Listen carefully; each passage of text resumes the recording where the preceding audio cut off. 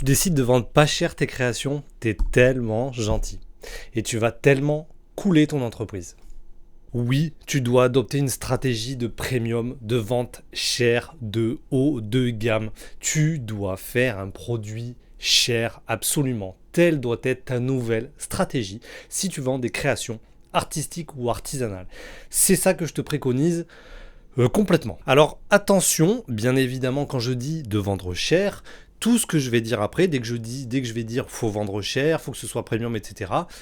Bien évidemment, c'est rattaché à une haute qualité. Je dis pas juste de vendre une chaussure trouée à 250 balles. Je dis de faire de la très haute qualité.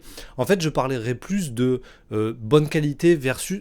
Non, pas vraiment. Je parle vraiment de prix. Parce qu'en fait, beaucoup d'entre vous peuvent vendre de la très bonne qualité très peu cher. Et c'est ça le gros problème. Donc, on va vraiment bien parler là de prix et de prix haut de gamme et premium. Il faut que tu vendes tes créations très cher et bien évidemment il faut que la qualité soit complètement reliée au prix, donc que tu vises la qualité la plus haute possible. Juste pour la petite information, je m'appelle Rémi, je vends mes instruments de musique qu'il y a derrière toi depuis maintenant 8 ans environ sur internet. Je te parle bien évidemment de prix, de qualité, etc. Parce que, effectivement, dans la vente en ligne, parce que moi je suis très axé vente en ligne, j'ai vu un petit peu les conséquences que ça avait de vendre peu cher et j'ai vu les conséquences que ça avait de vendre plus cher. Voilà pourquoi je te parle en connaissance de cause. Et je pense que c'est assez, on peut élargir ça dans beaucoup de domaines, effectivement. Notamment dans tes créations. Si tu fais des créations artistiques et artisanales, ça peut être vraiment ton cas. Donc, cessons le blabla. Vendre cher, pour moi, c'est vendre avant tout au prix juste. Parce que je sais très bien, moi, quand j'ai commencé, et beaucoup d'artisans créateurs, etc., font pareil.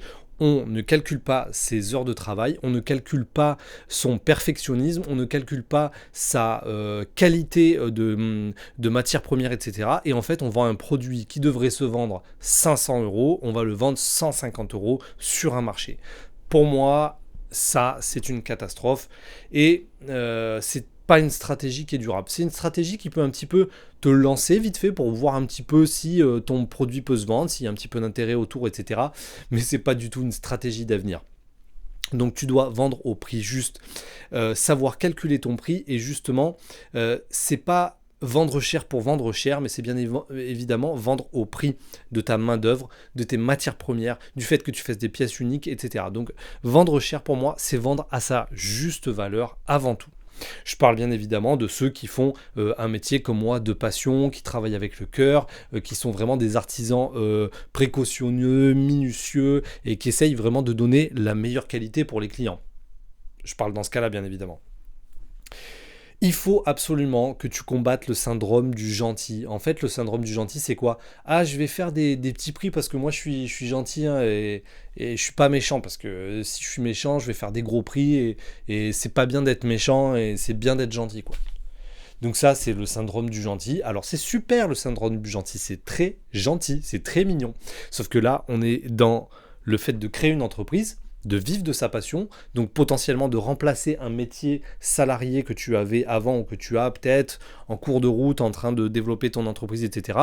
Il s'agit de remplacer ça, donc on n'est pas vraiment dans un jeu, il s'agit aussi de faire vivre peut-être sa famille grâce à ça, donc là on est dans le fait de développer une entreprise. Donc il n'y a pas de gentil, si tu dois être gentil d'abord, c'est pour toi-même. Donc il faut que tu penses il faut que tu penses au développement de ta société.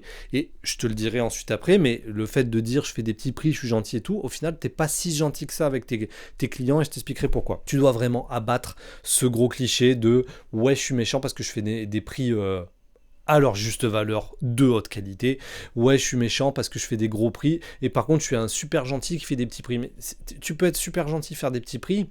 Tu sais très bien que si tu fais des petits prix mais que tu fais pas de marge, du coup, mais tu vas pas aller loin comme ça, tu vas très très très vite fermer. Donc en fait, t'es gentil de quoi? T'es gentil juste que tu vas te planter.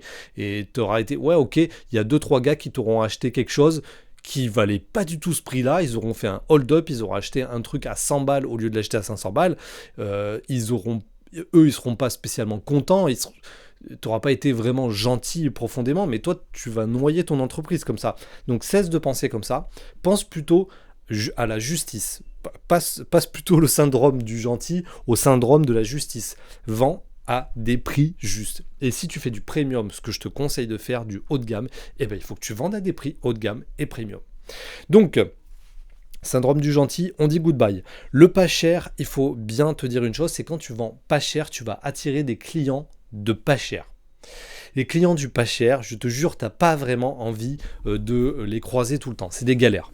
Donc, en fait, les clients des pas chers, c'est les clients que tu vas retrouver sur Etsy, les clients que tu vas retrouver sur Amazon, les clients que tu vas retrouver sur les marchés de ta ville ou les marchés créateurs ou les machins. C'est des gens un peu random qui n'ont pas vraiment spécialement envie de ton produit, qui ne sont pas spécialement intéressés par ton produit, qui se disent « Ah tiens, c'est Noël, il y a ma petite nièce, peut-être ça lui ferait plaisir, un truc comme ça, là, un collier comme ça lui ferait plaisir. » Mais en fait, eux, ils s'en foutent. Et en fait, du coup, c'est des gens qui vont tout de suite avoir non pas la priorité du bel artisanat, de la belle chose bien faite, mais leur priorité, ça va être tout simplement avoir le moins cher possible parce que c'est pour un cadeau pour quelqu'un ou c'est un truc pas important dans leur tête. En tout cas, ils sont pas touchés par ton art et eux, ce qu'ils veulent, c'est du pas cher. Donc, ils vont voir ton, je sais pas moi, ta pochette, ils vont voir ton sac, ou ils vont voir ton collier, ou ils vont voir tes boucles d'oreilles, ou ils vont voir ta peinture, ou je sais pas quoi, et ils vont se dire, ah, ça peut être pas mal pour machin, mais ouais, je vais checker le prix, ok, 25 €, on va aller voir un petit peu vite fait sur Amazon, sur Etsy, sur Google, sur machin truc et tout. Vendre du pas cher, c'est attirer des gens, des clients qui sont dans le pas cher et qui sont du coup dans la comparaison. Ils vont te comparer avec tout le monde. Résultat, toi, là, petit artisan qui fait bien les choses avec des bons matériaux, qui fait ça précisément, avec amour, etc., tu te retrouves dans le même panier et dans la même arène que les Amazon, que les milliards d'artisans qui tentent de vendre sur Etsy, que tu te retrouves dans une mêlée pas possible où tu ne fais pas le poids. Tu comprends bien que tu ne feras pas le poids avec Amazon, tu comprends bien que tu ne feras pas le poids avec des entreprises qui font du travail à la chaîne pour vendre un peu la même chose que toi. Donc, vendre du pas cher, c'est vraiment te mélanger à des concurrents bien trop lourds pour toi. Et ça, c'est ce qui fait qu'en fait, tu n'arriveras jamais à faire de marge. Tu arriveras à faire des ventes, mais jamais à faire des marges. Tu vas t'épuiser, tu vas pas t'en sortir. Stratégie complètement perdante. Juste au passage, j'ai fait une formation complètement gratuite. Si t'en peux plus de galérer dans ton chiffre, d'avoir des chiffres un peu en haut, un peu en bas, un peu ci, un peu là, parce qu'en fait, tu fais des marchés, t'essayes d'aller sur des festivals, des marchés créateurs, et que tu galères, etc. J'ai fait une formation en 100% gratuite, où dedans, je t'explique comment créer un business, ton business de création, comment le faire basculer à du business en ligne pour vendre tes créations en ligne et enfin t'adapter un petit peu aux habitudes de consommation de tout le monde maintenant et d'arrêter de galérer et d'avoir un chiffre beaucoup plus stable et beaucoup plus haut surtout. Parce qu'être dépendant des marchés, dépendant des événements physiques, c'est juste vraiment trop compliqué et très dur à faire. Clique sur le lien qu'il y aura dans la description, c'est 100% gratuit, tu as ta formation gratuite qui s'explique comment passer à ton business en ligne de création. Donc on continue. Et il faut que tu vendes assez cher pour aussi valoriser le fait que tu fasses des œuvres uniques. Donc nous, on n'est pas des entreprises où on fait 15 fois le même produit qui se ressemble et du coup on a des économies d'échelle comme on appelle sur les matières premières, sur le fait de faire 15 fois la même chose d'affilée, etc. On n'a pas ces économies-là et donc du coup on fait que des pièces uniques. Ça a une valeur. Une pièce unique, ça a une valeur. Il faut que tu valorises le fait de faire des pièces uniques. Donc si tu crées que des nouvelles choses, des choses exclusives, c'est des choses qui se valorisent, ça a un prix. C'est-à-dire que tu as fait que ça d'une certaine manière, etc. Bref, tu as bien compris le truc, ça a un prix qui est plus élevé que, effectivement, regarde par exemple les peintures. Si tu prends par exemple, je sais pas moi, tu prends un Van Gogh, s'il y avait 35 fois le même Van Gogh, il coûterait jamais autant qu'un Van Gogh unique. Tu as bien compris le projet. Donc ça se valorise. Donc il faut que tu vises des clients qui reconnaissent l'artisanat avec des prix hauts et des produits premium et haut de gamme. Tu vas justement aller chercher, aller viser ta clientèle de rêve. Ta clientèle de rêve, c'est des gens qui veulent valoriser l'artisanat par leur passion et par l'amour qu'ils ont du travail bien fait.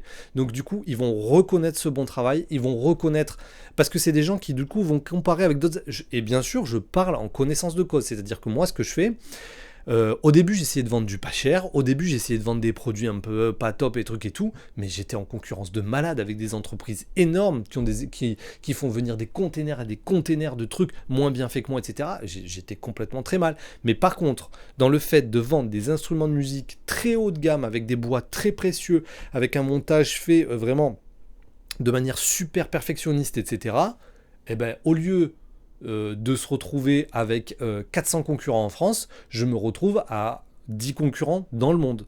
Donc c'est pas du tout la même chose. Pour vendre ces créations, c'est beaucoup plus facile quand tu es contre 10 personnes dans le monde que quand tu es contre 500 personnes en France. Donc voilà, il faut que tu vises les clients qui vont reconnaître ça et qui vont pas chercher le prix, mais qui vont chercher la qualité avant tout. Donc c'est important de parler à ces clients-là et tu verras que tu arriveras beaucoup mieux à vendre à des clients qui en fait, ils regardent pas le prix en fait, ces gens-là. Ils sont surtout en train de regarder vraiment la qualité de ton travail. Et c'est ces gens-là qu'on vise. Parce que on parle du prix, etc. Ouais, je vais faire des prix pas chers pour vendre des trucs pas chers sur les gens, sur les marchés, etc. Sache que ça, c'est une stratégie. C'est vraiment une stratégie. Même si pour toi, c'est plus non, je veux être sympa avec les gens parce que les Français n'ont pas de sous. Mais non, tu décides là d'avoir une stratégie de faire des petits prix avec les conséquences, justement, les conséquences qui vont avec. Ça, il faut bien en avoir conscience. Il faut aussi que tu penses à une chose, c'est pour ça que je te disais en tout début de vidéo que le syndrome du gentil, être gentil avec ton client, etc., c'est pas forcément de faire des petits prix et ensuite fermer ton entreprise, mais c'est de faire des prix justes et des prix assez chers. Parce que, attention, le raisonnement, il est ouf, bon prix. Si tu fais des prix hauts, ça veut dire que tu vas faire de la bonne marge. Si tu fais de la bonne marge, ça veut dire que ton entreprise se porte bien. Si ton entreprise se porte bien, c'est que tu vas pouvoir te concentrer toujours plus sur la qualité et sur des projets que tu aimes faire et sur des projets vraiment qualitatifs et haut de gamme. Et en plus de ça, si ton entreprise se porte bien, c'est que tu vas pouvoir être une entreprise durable, tu vas durer dans le temps. Résultat, tu vas proposer à tes clients toujours la meilleure qualité et le plus longtemps possible. Moi, je ne sais pas, par exemple, je suis client aussi d'instruments de musique, d'autres instruments de musique.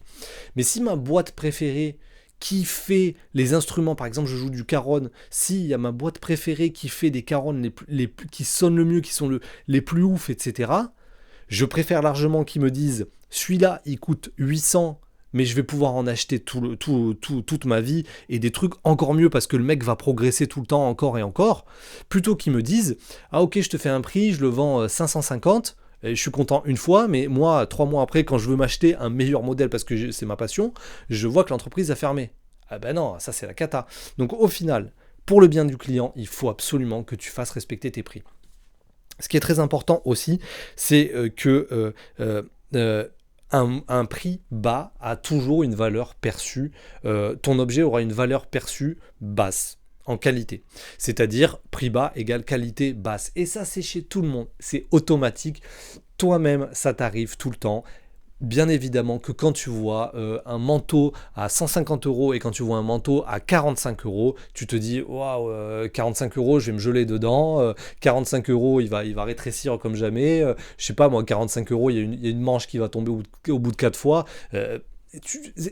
T'en sais rien, hein. Tu les as même pas regardés, hein. Tu les as vus sur internet comme ça, tu sais même pas les matériaux, les machins trucs et tout, mais c'est ce que tu vas te dire direct. Et si tu as les moyens, tu prendras celui à 150, toujours. Donc ton client, il pense pas d'une autre manière que ça. Si tu fais des prix bas, tout de suite on va se dire pas terrible la qualité là du coup. Si la qualité elle est pas terrible, conclusion du client, pour acheter du pas terrible, à ce moment-là, je vais quand même comparer les prix. Parce que quand on achète du pas terrible, on n'a pas envie d'acheter cher. Donc du coup, on se dit, ouais, le pas terrible et pas cher, les champions de ça, c'est qui fait du pas terrible et pas cher? C'est Amazon. Et ouais. Donc du coup, je vais aller checker sur Amazon avant d'acheter son truc pas terrible et pas cher. Il en sait rien que tu as fait de la bonne qualité. Il a juste vu ton prix qui était trop bas. Garde bien ça en tête, ça c'est super important. Et du coup, des fois, c'est pour ça que je préconise à certaines personnes qui, justement, ne font pas trop de ventes, d'augmenter leur prix plutôt que de le baisser. Parce qu'on va avoir tendance à vouloir le baisser jusqu'à dire « Non mais tiens, donne-le, tiens, je te le donne, ton truc. » Et le client va faire « Non mais j'en veux pas. » Tu vois ce que je veux dire, c'est un non-sens de baisser les prix. Au final, il vaut mieux les augmenter pour que le client se dise « Waouh ah, c'est un truc de qualité, c'est un truc unique, etc. Il n'y en a pas 50 des comme ça. Et du coup, là, il va trouver des arguments pour l'acheter. Le prix est très très important psychologiquement. Et enfin, la dernière chose, c'est que si tu fais des prix bas, en fait, c'est pas toi tout seul que tu attires comme ça dans les tréfonds des entreprises qui vont fermer, etc. Tu attires en fait tous les autres artisans. Parce que bien évidemment que si tu fais des prix super bas, les gens qui sont à côté de toi, que ce soit physiquement ou pas physiquement, même en ligne, qui vont voir un peu tes boutiques, d'autres artisans, etc. et d'autres clients, en fait tu fais tirer les prix vers le bas tout doucement. Et en fait tu attires tous les créateurs et tout le monde vers le bas. Donc en fait, du coup, quand il y en a un qui dit ouais c'est 200 tel truc, l'autre il dit c'est 250 tel truc, l'autre il dit c'est 300 tel truc, et d'un coup toi t'arrives et tu dis moi chez moi c'est 120 tel truc, la moyenne fait que les prix vont descendre. Et plus les gens font ça, plus les prix en fait vont descendre et moins les créateurs seront payés à leur juste valeur. Et du coup, en fait, t'attires un petit peu tout le monde dans ta chute. Et ça, c'est dommage parce que t'attires vraiment les gens dans... Bon, j'abuse grave là. Pas dans ta chute. Mais si tu veux, après... C'est que des créateurs et des artisans qui galèrent en fait quoi, avec des prix super bas qui sont pas les bons prix. Donc du coup, mets vraiment des bons prix et ça va inciter les autres créateurs à se dire ah ouais lui il met ça à tel prix, moi aussi je vais mettre ça à tel prix parce que effectivement c'est le bon prix, c'est le prix auquel je peux me rémunérer et je parle pas de 10 000, 50 000 euros par mois net, hein. Je parle d'avoir un salaire juste correct, hein. Je suis pas en train de dire on vole tout le monde pour se faire des milliards, hein. Donc du coup, là, ça va faire rehausser les prix. Donc je te conseille vraiment pour cette raison aussi. Ça, c'est plus un effet un peu que tu vois pas tout de suite et qui est plus un peu long terme, mais de rehausser un petit peu le niveau de vie de tout le monde en mettant des prix un peu hauts et en te disant non, c'est ce prix-là que ça vaut. Regardez les gars, les créateurs, c'est ce prix-là que ça vaut, c'est à ce prix-là que je le vends. Et du coup, influencer les autres à eux aussi se dire « Ah mais oui, c'est à ce prix-là que ça se vend » et de remonter un petit peu les prix parce que bien souvent, les créateurs qui débutent ou même un peu plus avancés mais font des prix beaucoup trop bas. Sur ce, je te souhaite un bon courage. Tu prends tous tes prix, tu augmentes tout de 30% maintenant sans réfléchir. Et let's go. Allez, bonne journée. N'hésite pas à t'abonner, à mettre un j'aime, à mettre un commentaire, à me poser des questions. Et si tu as besoin d'un accompagnement justement pour t'aider à vendre un peu mieux tes créations en ligne, etc., créer un site internet, pas tin coup fin, je suis là. Tu peux me contacter à tout moment. Allez, ciao, ciao, merci.